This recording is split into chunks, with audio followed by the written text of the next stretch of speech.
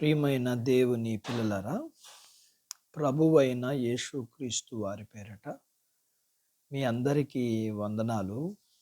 ప్రభువు పేరట మీ అందరికీ శుభములు, దీవెనలు కలుగునుగాక. ఈ ఉదయకాలం పరిశుద్ధ గ్రంథం నుండి దేవుని వాక్యాన్ని చదువుకుందాం. ద్వితీయోపదేశకాండము 2వ అధ్యాయము 5వ వచనాన్ని చదువుతున్నారు. వారితో కలహపడవద్దు, ఏలయనగా ఏషేవుకు స్వాస్థ్యంగా సేయూరు మాన్యము నేనిచ్చియున్నాను గనుక వారి భూమిలోనిది ఒక్క అడుగైనను మీకు ఇయ్యను. దేవుడు తన మాటలు మన అందరి కొరకు దీవించునుగాక. ఆమేన్. ప్రియమైన దేవుని పిల్లలారా, దేవుడు సార్వభౌముడు. ప్రతి వాటిని తన స్వాధీనములోనే ఉన్నవి. ఆయన అందరికీ ప్రభు. ఆయన పక్షపాతం లేనివాడు. ఏశావు సంతానం జోలికి వెళ్ళొద్దు అని ఇశ్రాయేలుతో చెప్పాడు. ఏశావు సంతానమునకు తానే సేయూరు మన్యము ఇచ్చాడు అని ఇశ్రాయేలుతో వారి ప్రయాణంలో ఏశావు సంతానం జోలికి వెళ్ళొద్దని ఖచ్చితంగా చెప్పాడు. ఏశావు సంతానం అలాగే మోయాబీలు, అమ్మోనీలు వీరంతా ఇశ్రాయేలుకి బంధువులు. అయితే వీరందరూ నిబంధన జనం మాత్రం కాదు.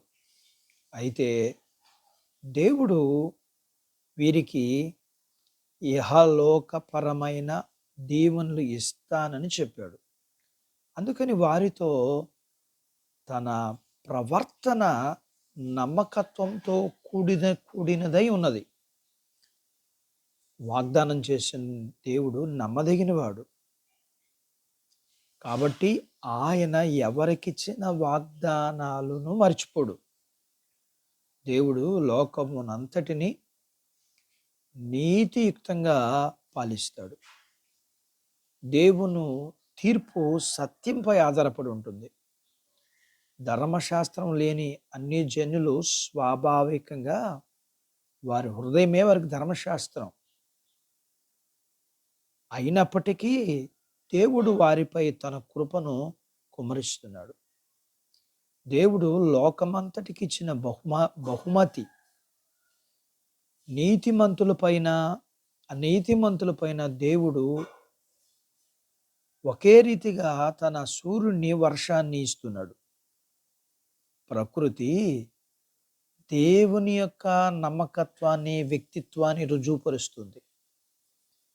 దేవునికి పక్షపాతం లేదు అని, దేవుని నమ్మకత్వ సత్యాన్ని మనము గ్రహించాలి. ఎవరిని ఆయన కాపాడాడో వారికి ఆయన సంగతి వారికి తెలియకపోవచ్చు. అయినా దేవుడు తన నమ్మకత్వాన్ని వదులుకోడు. దేవుణ్ణి గుర్తించినా గుర్తించకపోయినా ఆయన తన పని తాను చేసుకుంటూ వెళ్ళిపోతాడు.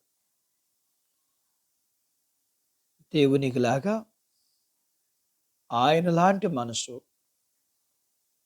ఆయనకులాగా నమ్మకత్వం కలిగి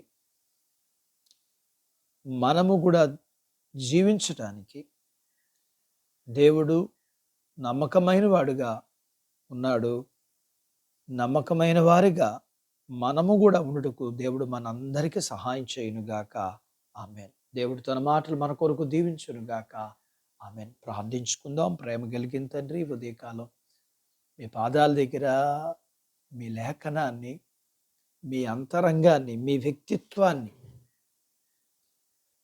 మేము మరొకసారి ఈ ఉదయకాలం మేము చూడగలగటానికి, ఏ అబ్రహాం అయితే, ఏ మోషే అయితే మిమ్మల్ని నిండారా చూసి వాళ్ళు తృప్తి పొంది ఈ లోకములో మీ కొరకు జీవించారు. ఈ ఉదయకాలం మీ లేఖనం ద్వారా మీ యొక్క నమ్మకత్వం, మీ ప్రేమ మీ సత్యం మేము కూడా చూడగలగటానికి మీరు మాకు సహాయం చేశారు.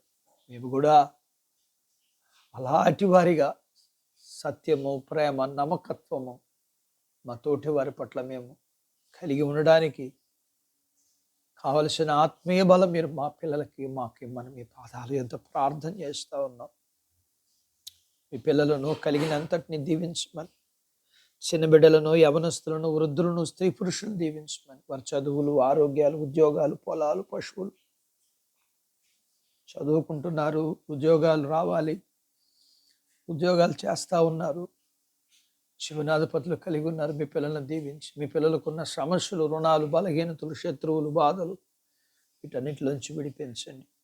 వివాహాలు కాని వారికి అవ్వడానికి, గర్భం లేని వారికి ఇమ్మని, గర్భం ఇచ్చిన వారికి ప్రసూతి ఇమ్మని, ప్రసూతని బిడ్డలకు ఆరోగ్యం ఇమ్మని, మీ పిల్లలను కలిగినంతటిని దీవించమని యేసు ప్రభు వారి పేరట స్తుతించి ప్రార్థించి అడిగినవన్నీ పొందుకుని ఉన్నాము తండ్రి. ఆమేన్. దేవుడు మిమ్మల్ని దీవించును గాక. ఆమేన్.